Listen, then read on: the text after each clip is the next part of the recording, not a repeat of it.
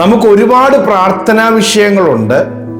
നമ്മുടെ പ്രാർത്ഥനാ വിഷയങ്ങൾക്കൊക്കെ പല കാരണങ്ങളുണ്ട്. ഇന്ന കാരണങ്ങൾ കൊണ്ട് ഞാൻ ആ വിഷയം പ്രാർത്ഥിക്കുകയാണ്. ആഗ്രഹം കൊണ്ട്, ഭാരം കൊണ്ട്, നിർബന്ധം കൊണ്ട്, നിയോഗം കൊണ്ടൊക്കെ പ്രാർത്ഥിക്കുന്ന പ്രാർത്ഥനയുണ്ട്. എന്നാൽ ഒരു വിഷയത്തിന് വലിയ ദുഃഖമുണ്ടായി, അല്ലെങ്കിൽ വലിയൊരു ദുഃഖത്തിനകത്ത് നിന്നിട്ട് കർത്താവേ എനിക്കത് തരണം, എന്നെ ഒന്ന് വിടുവിക്കണം, എൻ്റെ വലിയ ദുഃഖം കൊണ്ട് ഞാൻ പ്രാർത്ഥിക്കുന്നു എന്ന് പറഞ്ഞ് പ്രാർത്ഥിക്കുന്നത് ഒരു വ്യത്യസ്തമാണ്. എന്ന് പറഞ്ഞാൽ അങ്ങനെയുള്ള പ്രാർത്ഥനയ്ക്ക് വലിയ റിസൾട്ടും ഗുണവും ഉണ്ടാകും. അതിനൊരു വലിയ ഉദാഹരണമാണ് ബൈബിളിലെ ശമൂവേലിന്റെ 1-ാം പുസ്തകത്തിൽ ഹന്നായുടെ പ്രാർത്ഥന. അവൾ പ്രാർത്ഥിച്ച പ്രാർത്ഥന വളരെ ദുഃഖത്തോടു കൂടിയാണ്, മനോവ്യസനത്തോടു കൂടിയാണെന്ന് 1-ാം അധ്യായത്തിന്റെ 10-ാം വാക്യത്തിൽ ഇതിരിക്കുക. അവൾ മനോവ്യസനത്തോടെ യഹോവയോട് പ്രാർത്ഥിച്ചു, വളരെ കരഞ്ഞു. ഹല്ലേലൂയ. കാരണം പല കാരണങ്ങളുണ്ട്. അവൾക്ക് കുട്ടികളില്ല, അവളുടെ പ്രതിയോഗി അവളെ വ്യസനിപ്പിക്കാൻ തക്കവണ്ണം മുഷിപ്പിച്ചുകൊണ്ടിരുന്നു. കുട്ടികളില്ലാത്ത എത്ര പേർ ജീവിക്കുന്നു, സന്തോഷത്തോടെ ജീവിക്കുന്നു. എന്നാൽ അതേസമയം കുട്ടിയുള്ള ഒരാൾ ഈ കുഞ്ഞില്ലാത്ത ഒരു സ്ത്രീയെ വ്യസനിപ്പിക്കുക, വിഷമിപ്പിക്കുക. അപ്പൊ ആ വ്യസന ഹേതുവായി തിരിച്ചൊരു വാക്കിന് നിൽക്കാതെ ദൈവസന്നിധിയിൽ വന്ന് കരയുകയാണ് ഒരു സ്ത്രീ, ഹന്ന. അപ്പൊ ആ ദുഃഖത്തിന്റെ അകത്തുനിന്ന് ഒരു വലിയ വെല്ലുവിളി ഏറ്റെടുത്തുകൊണ്ട് ദൈവത്തിന്റെ അടുക്കൽ ദൈവം കാണിച്ചു തരും, ദൈവം മറുപടി തരും, ദൈവം കാണിച്ചു, എനിക്ക് പറയാനുള്ളത് ദൈവം പറഞ്ഞു കൊടുക്കും എന്നുള്ള ഒരു ദുഃഖത്തിന്റെ അകത്തുനിന്ന് വരുന്ന പ്രാർത്ഥനയുണ്ടല്ലോ, അങ്ങനത്തെ ഒരു പ്രാർത്ഥന. ആ പ്രാർത്ഥനയിൽ ദൈവം ഒരു അത്ഭുതം ചെയ്യും. ഹല്ലേലൂയ. ഇന്ന് ഈ സന്ദേശം നിങ്ങൾ കേൾക്കുമ്പോൾ നിങ്ങളുടെ ജീവിതത്തിൽ നിങ്ങളെ പരിഹസിച്ച്, നിങ്ങളുടെ ജീവിതത്തിൽ പലതിനും മറുപടി ഉണ്ടായിട്ടില്ലല്ലോ എന്നൊക്കെ പറഞ്ഞും നിങ്ങളുടെ ഇല്ലായ്മകളെയും പരിമിതികളെയൊക്കെ ഒരു പരിഹാസ വിഷയമായിട്ട് ആളുകൾ ഉപയോഗിക്കുന്നുണ്ടെങ്കിൽ, ആ വിഷയത്തിൽ നിങ്ങൾക്കൊരു ദുഃഖമുണ്ടെങ്കിൽ, നിങ്ങൾ വ്യസനത്തിന്റെ മുമ്പിൽ പ്രാർത്ഥിച്ചോ ദൈവത്തോട്, ദൈവം അതിനകത്ത് സ്പെഷ്യലായിട്ട് അവൻ്റെ ഇടപെടൽ അറിയിക്കും, ഒരു അത്ഭുതകരമായ മറുപടി തരും. എന്താണ് സംഭവിച്ചത് നമുക്കറിയാം. അവളുടെ ആ വ്യസനത്തിന്റെ പ്രാർത്ഥന കർത്താവിൻ്റെ അടുക്കൽ എത്തി. അവൾക്ക് ദൈവം ഒരു തലമുറയെ കൊടുത്തപ്പോൾ ഒരു അത്ഭുത ബാലനായി മാറി, ശമൂവേൽ ബാലൻ. ഹല്ലേലൂയ.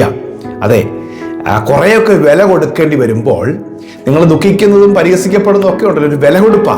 അങ്ങനെ വില കൊടുക്കേണ്ടി വരുമ്പോൾ ഓർത്തോണം, എന്തോ വലിയ റിസൾട്ട് വരാനിരിക്കുന്നുണ്ട്. ഹല്ലേലൂയ. നാളുകളായി പലരുടെയും പഴി കേട്ടിട്ട് തിരിച്ചു പ്രതികരിക്കാതെ ദൈവസന്നിധി ഒന്ന് പ്രാർത്ഥിക്കുന്ന ചിലരോട് പരിശുദ്ധാത്മാവ് പറയുകയാണ്, നിങ്ങൾ എവിടെയൊക്കെ വില കൊടുക്കേണ്ടി വന്നു അവിടെയൊക്കെ മഹത്വകരമായൊരു മറുപടി ദൈവം നിങ്ങൾക്ക് വേണ്ടി കരുതി വെച്ചിട്ടുണ്ട്. വെറുതെ ഒരു തലമുറയെ തരുന്നില്ല, വെറുതെ ഒരു മറുപടി തരുന്നില്ല, വെറുതെ ഒരു സൊല്യൂഷൻ തരുന്നില്ല. അതിന് ദൈവത്തിൻ്റെതായ ഒരു പ്രതിവിധി, ദൈവത്തിൻ്റെതായ ഒരു മറുപടി ആയിരിക്കും ദൈവം കൊടുക്കാൻ പോകുന്നത്.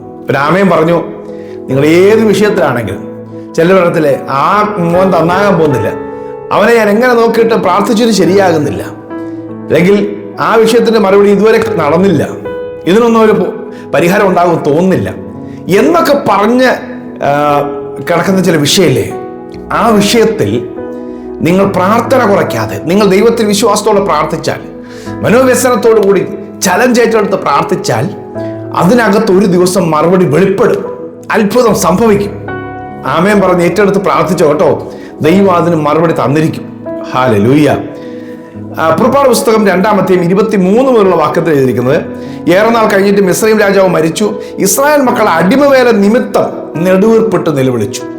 അടിമവേല ഹേതുവായുള്ള നിലവിളി ദൈവസന്നിധിയിൽ എത്തി. ഹല്ലേലൂയ. ഒരു ദിവസത്തെ കരച്ചിലല്ല, ഒരു മാസത്തെ ഒന്നുമല്ല, നാളുകളായ, മാസങ്ങളായ, വർഷങ്ങളായി നിലവിളിക്കുക. അടിമവേല നിമിത്തം അവരുടെ നിലവിളി സ്വർഗത്തിലെത്തി, അവർ നിലവിളിച്ചു. ഹല്ലേലൂയ. നിങ്ങളുടെ വ്യസനവും നിലവിളിയും അതിന്റെ കാരണങ്ങളും ദൈവം അറിയുന്നുണ്ട്. ഹല്ലേലൂയ. അതിനൊരു മറുപടി തരാൻ ദൈവം ഇറങ്ങി വരും.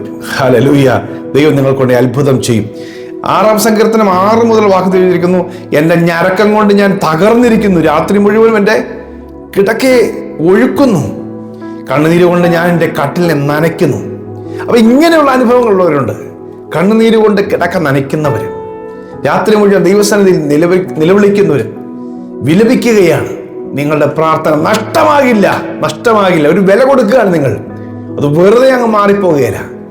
വീണ്ടും ദൈവസന്നിധിയിൽ നിങ്ങൾ വരികയാണെങ്കിൽ, മാനുഷികമായ പ്രതികാരത്തിന് നിൽക്കാതെ ദൈവസന്നിധിയിൽ തന്നെ നിലവിളിക്കുകയാണെങ്കിൽ, ദൈവം നിങ്ങൾക്ക് ഉചിതമായ ശ്രേഷ്ഠമായ ഒരു മറുപടി തക്ക സമയത്ത് ദൈവം തന്നിരിക്കും.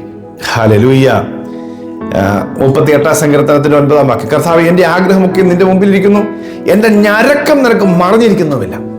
നിങ്ങളുടെ ഹൃദയത്തിന്റെ അകത്തെ ഞരക്കം ആരും അറിയുന്നില്ലെങ്കിൽ, ഹന്നായുടെ ഞരക്കം മനുഷ്യനെ കാണാൻ പറ്റിയില്ല, പക്ഷെ ദൈവം അവളുടെ ഹൃദയത്തിന്റെ ഞരക്കം അറിഞ്ഞിരുന്നു. ആമേൻ. നിങ്ങൾ ഞരങ്ങുന്നു, മനോവ്യസനത്തോടു കൂടിയുള്ള നിങ്ങളുടെ പ്രാർത്ഥനയും സ്വർഗത്തിൽ ദൈവം കാണുന്നു.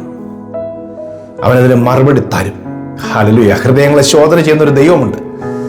ആമേൻ. കണ്ണുനീരിനെ, അതിന്റെ മൂല്യവും വേദനയുടെ ആഴവും അറിയുന്ന ഒരു ദൈവമുണ്ട്. ആമേൻ. ഹല്ലേലൂയ. നിങ്ങൾ എന്ത് കാരണത്താലാണ്, എന്ത് ഡീപ്പായ, എത്രമാത്രം വേദനയ്ക്ക് ഡെപ്ത് ഉണ്ടെന്നുള്ളത് കർത്താവിന് അറിയാം.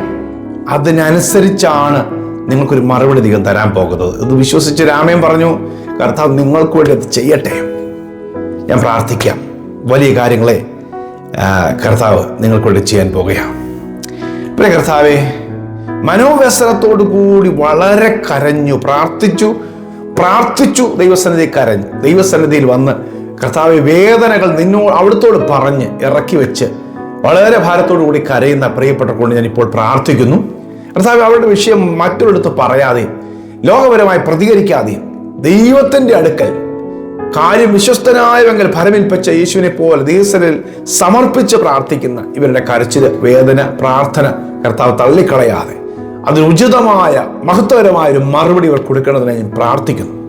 കർത്താവെ, അവിടുന്ന് അത്ഭുതങ്ങളെ ചെയ്യാൻ പോകുന്നതിനായി സ്തോത്രം. ഇവിടെ ഞരക്കം കർത്താവ് തള്ളിക്കളയാതെ, ഇവിടെ കണ്ണുനീരിനെ തള്ളിക്കളയാതെ കർത്താവ് അവർക്ക് വേണ്ടി വഴികളെ തുറക്കുന്നതിനായി സ്തോത്രം. അത്ഭുതങ്ങളെ ചെയ്യണമേ.